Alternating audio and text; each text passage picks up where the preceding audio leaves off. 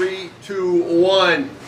Coach Keyton and Crawford here on the Crawford Podcasting Network on the corner of Hagedorn and Grand River, Grand Traverse Pie Company, where Coach Karen Keyton and I, Tom Crawford, hang out every Sunday morning. It is going to be a gorgeous, beautiful day in mid-Michigan.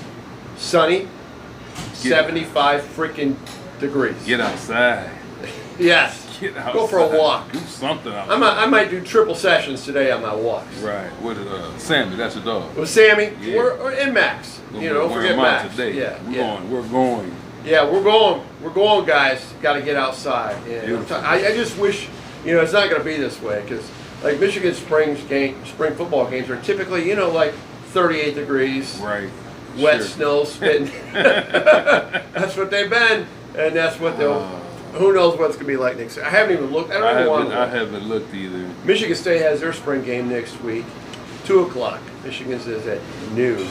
So we're going to be, these next 2 we're going to be all football next week. And then the following week, the draft here on Coach Keyton Crawford. I want to start out with Michigan State football. Our man, the former offensive lineman for the Spartans in the 80s, gets a pass key to practice. He has access that most people don't. And so, what's your take so far? I mean, be as compelling as you can. Sure. Sometimes you don't want to tip your hand completely, but you got to keep some things to the chest, until everybody gets to see next Saturday.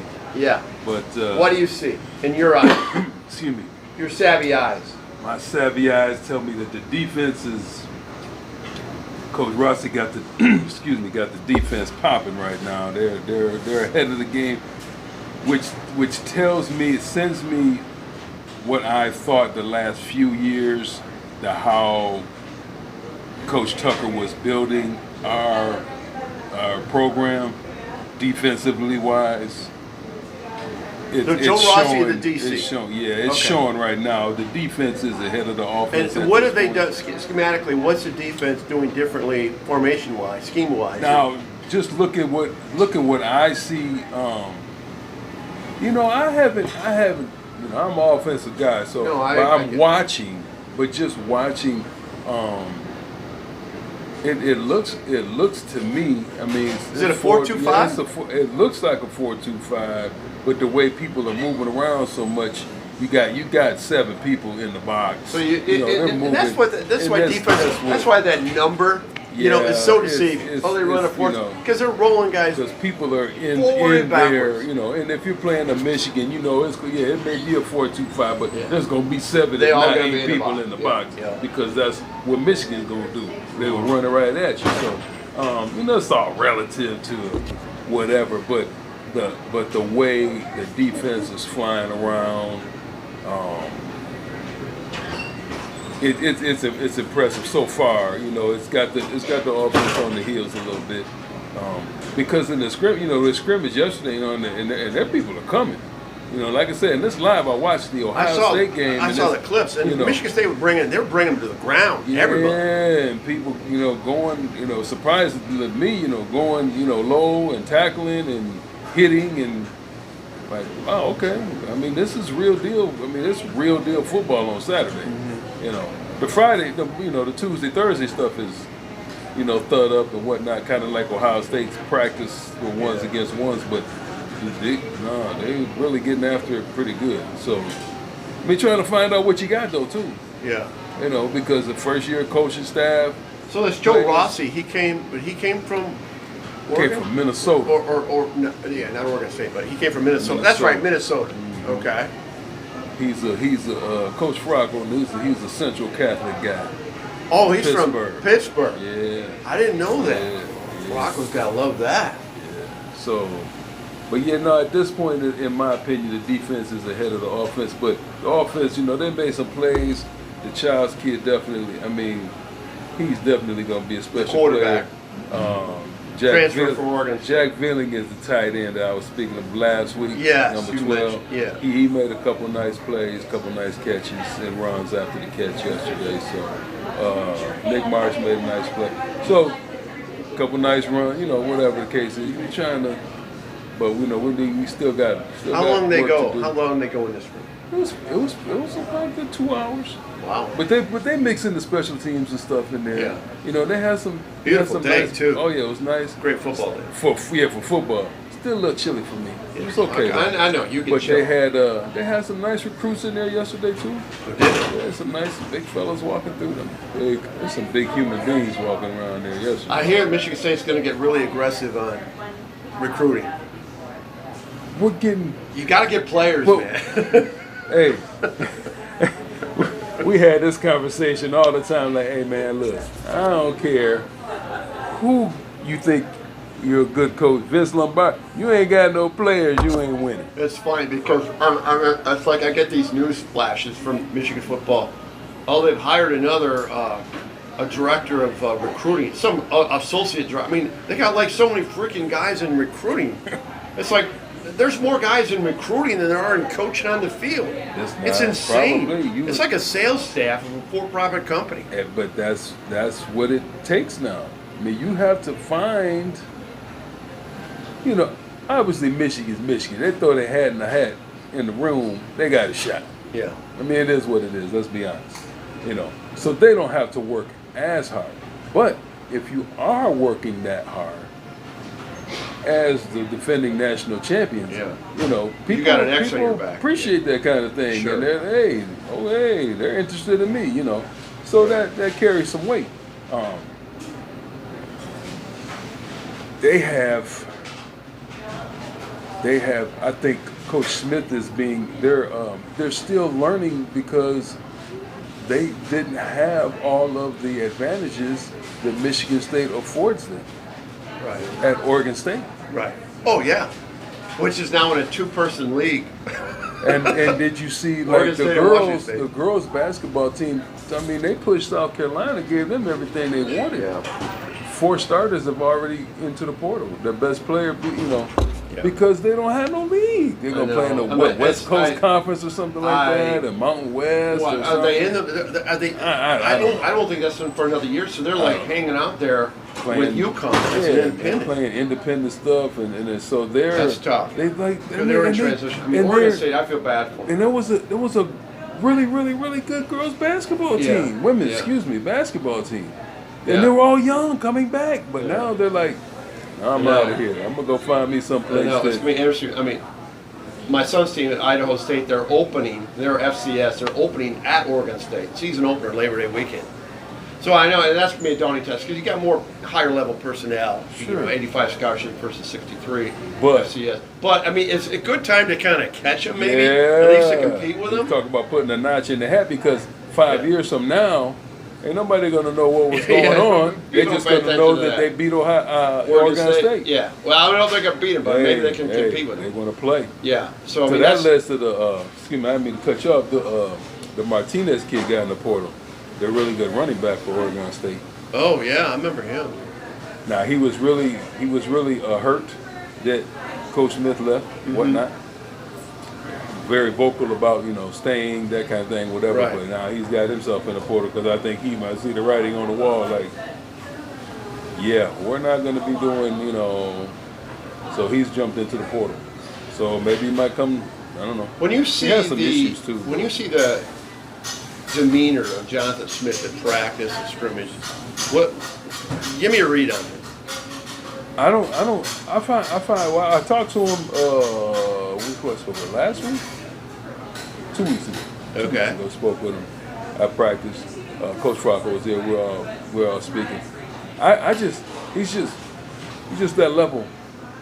Doesn't really. He's not going to jump off on the page and, you know. So he's not an engaging guy.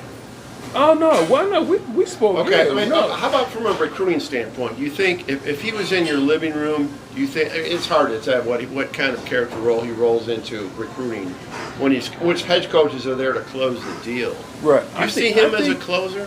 I think he's going to be good because I think he's just real. Okay. I think he's just real because it's not all the fluff and it ain't all about, you know, Gucci he's not bags. Sleeping in tree houses like you know, he's not that kind of crazy.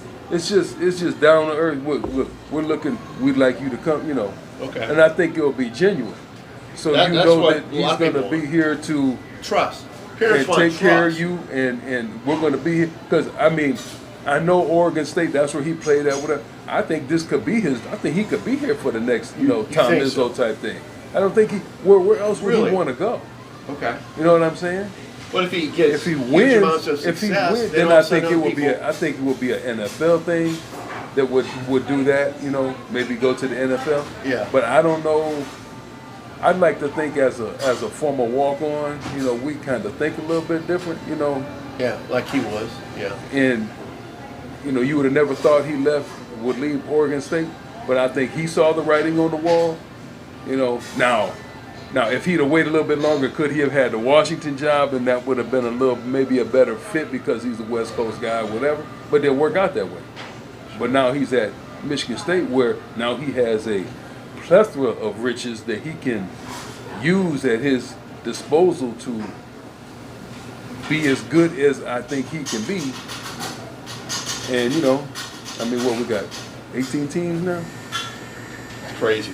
So it's be hard to win the Big Ten. It's gonna be really extremely hard. But if you're in that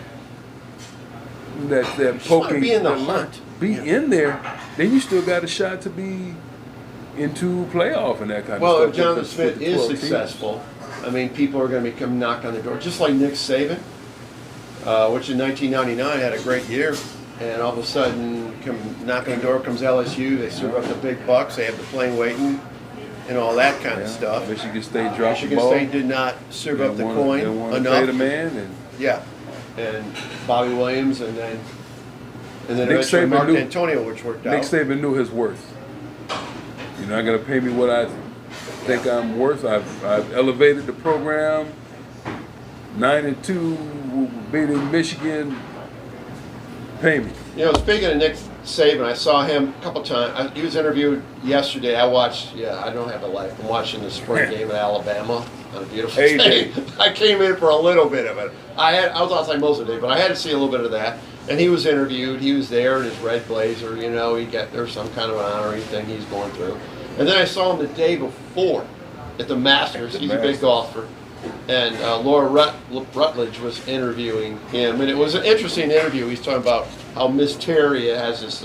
He's got all these chores he's got to do before he goes out and golf. But it made me think about you, because I remember that you were on the team that Nick Saban was in DC, and he eventually, became the head coach in 1995. Or in the 80s, he was on the team with DC. He went and then came back.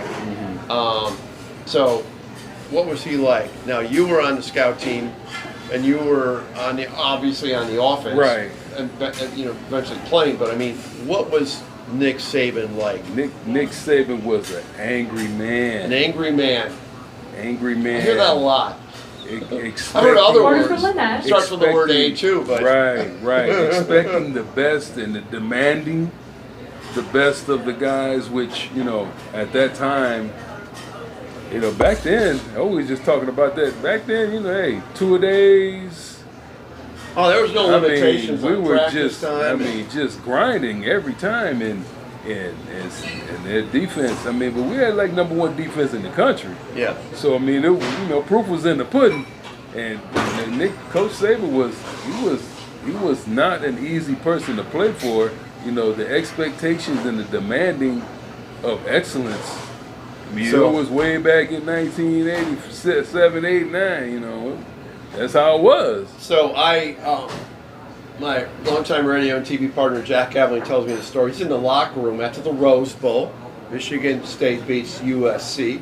Big win. Clinching interception at the end. Can't remember who made that last The pick. interception was the fumble.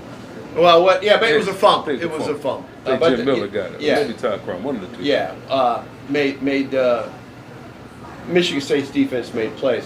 Absolutely. So Nick Saban, I believe, was the DC at that time. So Jack's in the locker room, and he looks all, everybody's celebrating and everything. And over in the corner, sitting on the bench, smoking a cigarette, just dropping F-bombs left and right as he's looking at his stat sheet. is Nick Saban. Okay, you just won the freaking Rose Bowl. Michigan State have not won a Rose Bowl, since the 50s. They got there in '65 team and lost to UCLA. So I mean, all the fans and alumni are giddy, and this guy is veins popping out of his head. Man, he's just an angry. Jack's over there like, what the hell is your problem? What's wrong with you? He's looking too many yards yielded up, or something. He's looking at the stat sheet and he's just pissed off. Now that's either a perfectionist or he's just a little wacko. Can't you take a moment? Probably a little bit of both. But I guess that's why he has. That's where he's at. That's why he got 7 in the statue outside the stadium. Yeah, but the thing about it is with Nick Saban, and we talked about this off the air, that he has mellow. When you hear players, more recent players, a little bit, and maybe 7 national titles mellows you out a little bit. Makes you a little happy. But man, it takes a lot to make him happy. Yeah, because when he was the head coach at Michigan State, he was not a happy person. I mean, he didn't speak to nobody. I mean, I know he knew who I was, but I would walk down the hallway one time, he would walk by, I guess he busy, couldn't even say hi to somebody. It was like, hey man, Who would not say hi? Just say hello. Just say good morning. Yeah. But I mean, that's what drove him to be. Do you think that was just his image that he wanted to portray, or that just what or he's in his zone and he doesn't even see anything around? You're probably so micro focused on everything that he doesn't see what's around. He just didn't see it, because he was there.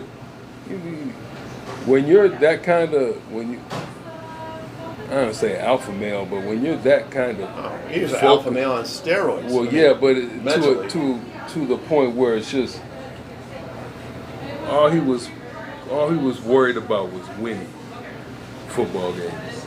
Right. Everything else was a distraction. Yeah. So when you're that focused, I guess just. What do you think? Now, Kalen DeBoer is the new coach at Alabama. I mean, how would you like to be that dude, following a legend in Nick Saban? Now, Nick Saban supposedly is going to be there, as a consultant, which I don't know if that's necessarily a good thing, because you feel like you're going to be held hostage. Yeah. By that, I don't know. I guess you got to look at it. I guess you could look at it. You could look at it that way, and if that's the case, then you probably shouldn't have took the job. Yeah, well, yeah, exactly. And Kalen DeBoer, got in his interview at the spring game, got huge high marks from Nick Saban and everything like that. But the pressures to win at Alabama, that's like Kentucky basketball. It's like Mark Pope taking over at Kentucky. Like Mark Pope, who goes from Brigham Young to replace Cal at Kentucky. Are you insane? Right. You must. I don't know. You just. But he's been there though. He's been there. He's been in that bubble, so he knows. Right. He's played in it for 4 years and won a national championship, so he understands. But now the expectations are, hey, look, hey man, you got to win a national championship. Yeah. Or you gonna be gone too. Versus a Jonathan Smith coming here at Michigan State, not as much pressure. Not initially. But there will be. But absolutely, because they've had one here before. And their fans think that this is going to be a fix. And the basketball thing with Tom Izzo, people get, there's expectation with Tom Izzo. Now people are getting frustrated with Tom Izzo. Well, and let Kentucky be that example to how about you just shut up and be happy with what you got. Now that doesn't mean you need to be fall over the ground because Coach Izzo's here and blah blah blah. And then the success you had, you still have to have expectations. Right. But John Calipari left after 15, 16 years. Yeah. Left 30-something million. Now obviously he's friends with the Tyson people, so John Calipari is not going to be eating Tyson chicken. Yeah, yeah. Well, they're feeding the beast in Arkansas. Is that what that? So he may have left Kentucky, but you just bring the content. You're amazing. His pockets are full, still. And how much money do you need, man? I know, right? But how many people did Kentucky have to go through before they got to Mark Pope? That's true. They threw $11 million a year on the table for Bobby Hurley. No, I'm good. And Jay Wright. I mean, you think he's going to go from that cozy studio with Chuck and Kenny and Ernie and Clark making Kellogg. whatever millions he's making from CB. Like, With no but pressure. That's the thing, though. Like, Just looking handsome like he is. I mean, just no stress. looking good, you know. Just a tie. I'm good. Yeah. But they fifth or sixth choice. Kentucky. I know. Like when you say blue blood, Yeah. I mean, That's you, blue blood. you start with Kentucky. You really do, because of pressures and Adolph Rupp and going back to that. And they couldn't get a coach. No. So Because what do you got- think it's- Michigan it's all State's about gonna fit. do? Yeah. You know what I'm saying? So Yeah, I think Iz is going to hang for a while. Before we close it out, talking about college basketball and Kentucky, we kind of, going back to Monday night, we kind of predicted Purdue would become Purdue. my man did his thing. 30 and 15. Zach Edey. Like, can I get some help? Yeah, but You I don't know. can't just 1 through 5. 1 through 5 players. Yeah. Big Ten is a bridesmaid. Big Ten has really got Again. this whole bridesmaid thing down, other than Michigan winning the national championship. I mean, Michigan hockey, again, they were in the Frozen Four. This is 8 out of 9 years since they won the national championship in '98. They've gotten to the semis, and they've only won semi once, but they can't win it all. But I watched gotta get there, I but watched man, it's that hard to BC win. game. Yeah. I mean, you had sat down with your popcorn. They'd already put one in the net, and they couldn't score. and they would. I mean, they smoked Michigan, but they were so fast, right? Then they lost to And Denver. then Denver shut. Not that Well, you get a they hot shut goalie in them hockey. out. You get a hot goalie in hockey who Man. Canada's had literally. So Denver wins the national championship in hockey, but Like back, they're 10th or 11th. yeah. Jesus. But back to Purdue. At least they got to the Final Four, so kudos to them. They hadn't got to the Final Four since 1980. But man, for the Big Ten to win a national championship in basketball, you got to go back to 2000. The Big Ten should have. They probably could have won that Louisville game, Michigan. Oh yeah, they got probably should have won that. They kind of got screwed in that Trey one. Burke block. Kind of got, and that kind of set the Yeah, tone. they lost by 6. But if you go back and look And at those, actually, Wisconsin should have beaten Duke. Wisconsin beats Kentucky, and then they lose to Duke in the title game. if you look at those teams, almost all of them run up against a team that is unbelievable. Well, that's like UConn, and it's like Michigan when they lost to Villanova. I mean, you knew that Michigan had a Right. chance. Michigan State versus UNC, the one, and an NBA team out there. Oh yeah, that. Like, my goodness. I know. That was The one in daunting. Detroit. Yeah, Michigan State had beaten UConn. I think. Yeah. They beat the UConn. Darrell Summers dunk that shook the state of Michigan. That was amazing. Unreal. That was but you're going against NBA North Carolina, teams. and some of these matchups you just know, and we knew that was going to happen for Purdue. Is what it. At the end of the day, I mean, you're in the back of your head like, okay, what's the over under? I can try to play that game. Let's, because UConn's going to win by how many are they going to by win? 15. They were favored by 6.5. So It just kept going when they got that 6 point. Well, I mean, the 6 point half. it just 6 point kept- halftime lead seemed like 12. And it just Yeah. like they would get 1 point, and it just was so hard for Purdue to get when buckets. You got it to double digits. You knew it. I mean, it's the athleticism of UConn. That's a good basketball Danny team. Hurley's a great coach too. Man, he is. We learn from the he's got a best. little, I mean, he's got some. You got to attitude. stay off the court though. Yeah, he's on the court too much. Yeah, You know, and I'm like, hey, look, you know me. I'm gonna be after the bro. You cry and complain about everything. Like, geez, oh Pete. I know. Like, come on, man. He works. He's Gary Keyton. I'm Tom Crawford. Coach Keyton Crawford Podcasting Network. Go out to our YouTube page, Tom's Take Community, and please like and follow that. And all those videos go run right to your phone. And the race can come out sometime. Hey, we're going to be talking a lot of football. Next week, we're going to be breaking down the spring games. The following week will be the Sunday of NFL Draft. So, I mean, we'll talk about 16, 17 Michigan players might get drafted by by the time we get into that draft's going to be interesting. Saturday. All these mock fake drafts and all these trades. Everybody, because you don't know. These guys are J.J. McCarthy could go 2 or 12. Right, or somewhere in exactly. between. And he's not going to show up at the draft. I understand. No need. Just but don't do that. You know what? Well, Will Levitt's last year. You're in the green room. You kind of have an embarrassing moment. I mean, this happened to Brady Quinn a few years ago. And Aaron Rodgers And Aaron sat Rodgers, there yeah, forever. exactly. And so there's only 13. People are pissed off. Who cares? Just Stay go at down home there, with your enjoy. family. Yeah, be there, family. Do your thing, because you're going to get drafted. Yeah. It's just a matter of Just when. cue and the who. camera when you When you should, when it's when you time. want to cue the I camera. don't all that needed. I mean, I get that. If you're Marvin Harrison or Caleb Williams, If you know okay, you're gonna be top 5. whatever. Let's go to the draft and let's soak up all that stuff that you work so hard for. I get that. Yeah.